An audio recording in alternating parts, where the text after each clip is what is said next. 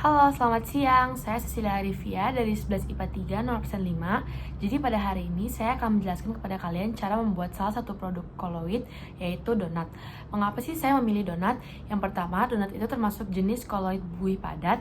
Dan yang kedua, alat dan bahan untuk membuat donat itu sangat mudah didapatkan. Jadi sebelumnya saya akan menjelaskan tentang apa itu koloid. Jadi koloid itu adalah suatu percampuran dua zat atau lebih yang bersifat homogen, namun ukuran partikel terdispersinya itu sangat besar, yaitu sekitar 1-1000 nanometer. Nah, apa sih maksudnya bersifat homogen? Jadi maksudnya bersifat homogen itu dia itu tidak terpengaruh dengan gaya gravitasi, jadi nggak ada pengendapan. Nah, jadi koloid itu terbagi menjadi 5, yaitu yang pertama bentuknya aerosol, yang kedua itu sol, yang ketiga itu emulsi, yang keempat itu buih, dan yang kelima itu gel. Jadi yang pertama saya akan menjelaskan tentang aerosol. Jadi aerosol itu memiliki zat pendispersinya itu gas. Nah, jika zat terdispersinya itu cair, berarti namanya aerosol cair. Contohnya kayak awan dan kabut. Nah, kalau misalkan zat terdispersinya itu padat, berarti aerosol padat, contohnya asap dan debu. Selanjutnya ada sol. Nah, sol ini fase terdispersinya itu padat, tetapi sol itu sendiri memiliki 3 jenis, yaitu sol padat, sol cair, dan sol gas.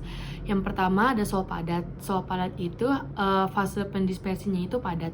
Lalu yang kedua ada sol cair, yaitu fase pendispersinya cair, dan yang ketiga ada sol gas, yaitu fase pendispersinya itu gas. Lalu selanjutnya ada emulsi. Jadi emulsi itu fase terdispersinya itu cair. Nah, emulsi juga dibagi menjadi 3, yaitu emulsi padat, emulsi cair, dan emulsi gas. Nah, emulsi padat ini fase pendispersinya itu padat. Kalau emulsi cair itu fase pendispersinya cair, dan kalau misalkan emulsi gas itu fase pendispersinya itu gas. Jadi selanjutnya ada buih.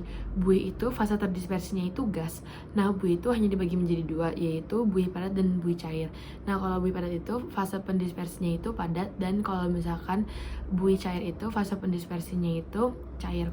Nah, kenapa sih nggak ada istilah buih gas? Karena buih biasa itu disebutnya buih cair. Lalu selanjutnya ada gel. Nah, jenis koloid yang satu ini itu bentuknya agak padat tapi nggak padat-padat banget. Contohnya kayak jelly, agar-agar, terus lem kanji, selai, dan yang lain-lainnya. Nah, proses peragian pada donat yang melepaskan gas CO2 itu juga terlibat dalam pembuatan donat. Jadi, protein, gliadin, dan glutenin dalam tepung terigu bila ditambah air akan membentuk gluten. Saat air ditambahkan, glutenin akan mengembang dan menyerap gliadin. Mesonin sebagai protein larut air, sedangkan fungsi gluten itu sendiri adalah untuk menahan gas.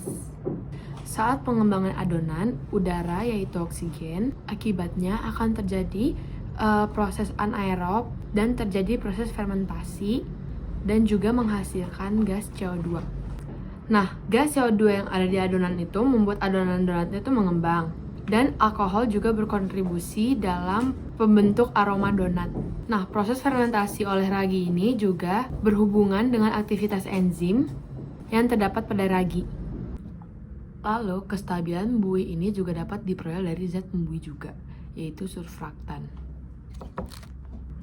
Zat pembuih protein gluten dari tepung kemudian akan membentuk lapisan tipis yang mengelilingi gelembung CO2 untuk membentuk buih padat.